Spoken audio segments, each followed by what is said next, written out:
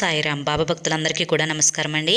అందరూ కూడా సుఖంగా సంతోషంగా ఎప్పుడూ కూడా ఆనందంగా ఉండాలి అని చెప్పి ఆ బాబాగారి తరపున నేను కూడా మనస్ఫూర్తిగా కోరుకుంటున్నాను. ఈరోజు బాబాగారు అందించే సందేశం ఏంటి అంటే కనుక, తల్లి కర్మ మొదలైంది, రేపే చివరి అవకాశం, 100 శివరాత్రులతోటి సమానమైన రోజు.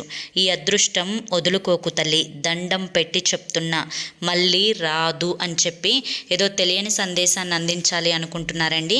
అదేంటో వినే ముందు చాలామంది కూడా చెప్పుకోలేనటువంటి సమస్యలతోటి సతమతమైపోతూ వాటిని ఎలా తీర్చుకోవాలో తెలియక ఇబ్బంది పడిపోతూ ఉంటున్నారు.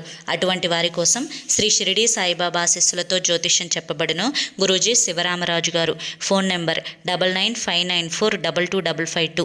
మీరు ఇప్పటి వరకు ఎన్నో చోట్ల జ్యోతిష్యం చెప్పించుకొని మీరు ఆశించిన మార్పులు మీ జీవితాలలో జరగలేదని చెప్పి బాధపడి ఉంటాయి. ఒక్కసారి స్క్రీన్ మీద కనిపిస్తున్నటువంటి గురువుగారి నెంబర్కి కాంటాక్ట్ అవ్వండి. ప్రేమ, పెళ్లి, ఉద్యోగం, రాజకీయం, సంతానం లేక ఇబ్బంది పడుతున్నా, భార్యాభర్తల మధ్య గొడవలున్నా, అప్పుల సమస్యలున్నా, శత్రువుల సమస్యలున్నా అవేంటో గురువుగారికి వివరించి చెప్పినట్లయితే వాటికి తగిన పూజలు చేసి గురువుగారు మీకు రోజులలోనే పరిష్కారాన్ని చూపిస్తారు. గురువుగారు చెప్పింది చెప్పినట్లుగా 100కు 1000% జరుగుతుంది. నమ్మకంతో స్క్రీన్ మీద కనిపిస్తున్నటువంటి నెంబర్కి కాంటాక్ట్ అవ్వండి. భార్యాభర్తల మధ్య వశీకరణ, స్త్రీ మరియు పురుషుల మధ్య వశీకరణ 100% జరపబడును. ఎటువంటి సంతాన సమస్యలకైనా కానీ గురువుగారి దగ్గర చక్కటి పరిష్కారం అనేది దొరుకుతుంది. మాకున్నటువంటి ఎన్నో రకాలైన సమస్యలను గురువుగారు రోజులలోనే పరిష్కరించారండి.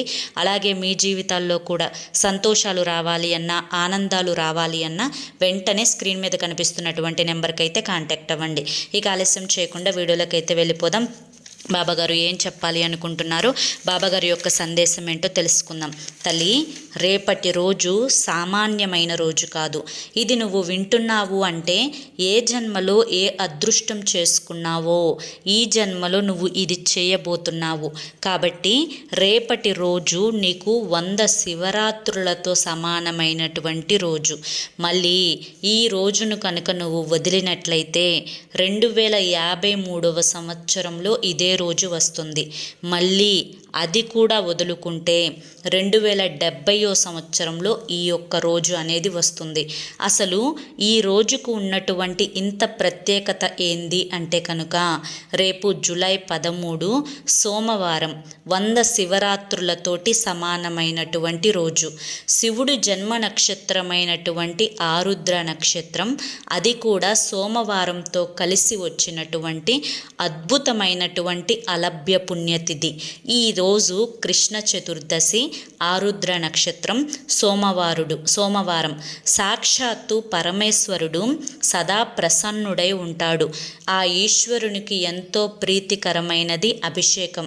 ఈ యొక్క అభిషేకం చేసి బోలా శంకరుడిని నువ్వు ఏదైతే సంకల్పించుకుంటావో ఆ సంకల్పం తీర్చమని నోరారా అడిగావు అంటే కనుక నీకున్నటువంటి సమస్యలు, కష్టాలు, బాధలు అన్నీ కూడా తొలగిపోతాయి.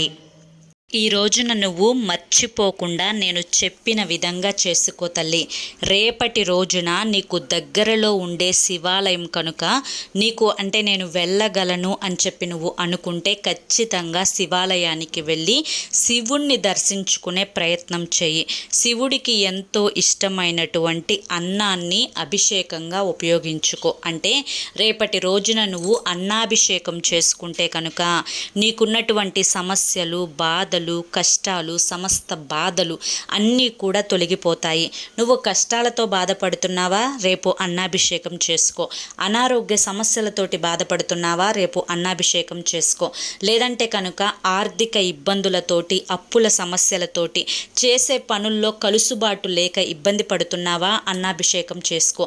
ఇలా నీకున్నటువంటి చిన్న సమస్య అయినా పెద్ద సమస్య అయినా అది ఏదైతే ఉందో ఆ సమస్య పూర్తిగా తీరిపోవాలి అని చెప్పి ఆ ఈశ్వరుని ముందు నీ యొక్క ప్రతి కష్టాన్ని కూడా ఆయనకు పూస గుచ్చినట్లుగా చెప్పి, నాకు ఈ కష్టాన్ని తీర్చు స్వామి అని చెప్పి నువ్వు నోరారా కనుక అడిగినట్లయితే రేపటి రోజున నువ్వు ఏదైతే సంకల్పించుకుంటావో ఆ సంకల్పం వచ్చే కార్తీక మాసంలోపు ఖచ్చితంగా జరిగి తీరుతుంది తల్లి.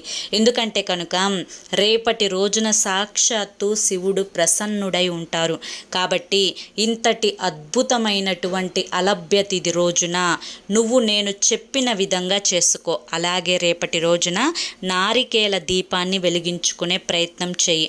ఒక కొబ్బరికాయ తీసుకొని నీ యొక్క సంకల్పాన్ని చెప్పుకొని ఆ కొబ్బరికాయ ఈశ్వరుని ముందు కొట్టుకున్న తర్వాత ఆ కొబ్బరికాయలో ఒక భాగాన్ని తీసుకొని అందులో నువ్వుల నూనె వేసి ఒక 5 ఒత్తులు వేసి రేపటి రోజున నువ్వు నారికేల దీపాన్ని ఈశ్వరి ముందు వెలిగించి నీ యొక్క సంకల్పాన్ని చెప్పుకున్నావు అంటే కనుక నీ యొక్క సంకల్పం ఏదైనా కూడా ఖచ్చితంగా సిద్ధిస్తుంది అన్న విషయాన్ని గుర్తుంచుకో. బిడ్డ, ఎంతలే ఏముందిలే అని చెప్పి నిర్లక్ష్యం చేయొద్దు. ఏదైనా కూడా ఈ చెవితో విని ఆ చెవితో వదలొద్దు. ఎందుకంటే రేపటి రోజున మళ్ళీ నువ్వు వదిలావు అంటే మళ్ళీ అప్పటి వరకు ఉంటామో తెలియదు, పోతామో తెలియదు.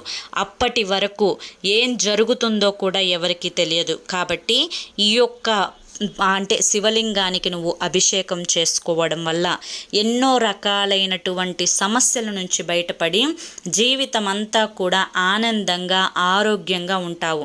ఏవైతే రాహుకేతు దోషాలు నిన్ను ఇబ్బంది పెడుతున్నాయో, ఏవైతే ఏలినాటి శని దోషాలు నిన్ను ఇబ్బంది పెడుతున్నాయో, అంటే ఏ భర్త వల్ల అయితే నువ్వు ఇబ్బందుల పాలవుతున్నావో, ఏవైతే అపనిందలు నిన్ను చుట్టుముట్టాయో, ఎవరైతే నిన్ను చీచా అన్నవాళ్ళు ఉన్నారో వారు కూడా వచ్చి నీ యొక్క పాదాల మీద పడి క్షమాపణ అడుగుతారు. నీకున్నటువంటి ధన సమస్యలు పూర్తిగా తీరిపోతాయి. నువ్వు పట్టిందల్లా కూడా బంగారం అవుతుంది. నీకు మనోధైర్యం అనేది ఏర్పడుతుంది. ఇప్పటి వరకు మానసికంగా ఎంతో కృంగిపోయావు. 4 గోడల మధ్య ఎంతో ఏడ్చుకున్నావు.